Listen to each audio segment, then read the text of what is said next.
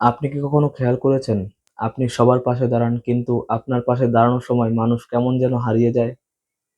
আমরা কেমন যেন একটা পৃথিবীতে বাস করি, যেখানে ভালো মানুষ হওয়া মানে নিজেকে ধীরে ধীরে শেষ করে ফেলা। আপনি বন্ধুর সমস্যায় রাত জেগে থাকেন, পরিবারের জন্য নিজের স্বপ্নগুলো থামিয়ে দেন, কারো মন খারাপ হলে নিজের হাসিটা পর্যন্ত বিলিয়ে দেন। কিন্তু যেদিন আপনার মনটা ভেঙে যায়, সেদিন কি কেউ এসে বলে আপনি কেমন আছেন? মজার ব্যাপারটা কি জানেন? মানুষ তখনই আপনার গুরুত্ব বোঝে যখন আপনি তাদের জন্য অ্যাভেলেবেল থাকেন না।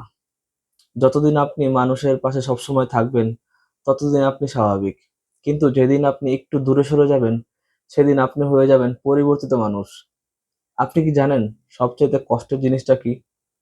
কাউকে সবটা দিয়ে দেওয়া, আর সবার শেষে বুঝতে পারা যে আপনি কি দিয়েছেন। আপনি শুধু একটা অপিনিয়ন ছিলেন।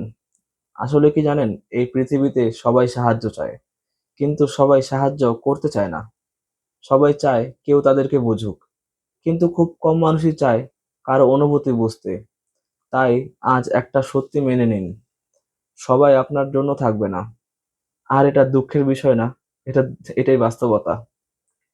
আপনি যদি নিজেকে ভুলে সবার জন্য বাঁচেন, একদিন দেখবেন আপনার জন্য বাঁচার মতো কেউ নেই। তাই নিজেকে একটু প্রাধান্য দিন। সবাইকে সাহায্য করুন, কিন্তু নিজের মূল্য হারিয়ে নয়। কারণ আপনি যদি নিজেকে গুরুত্ব না দেন, তাহলে কেউ আপনাকে গুরুত্ব দেবে না। এটাই চিরন্তন সত্য।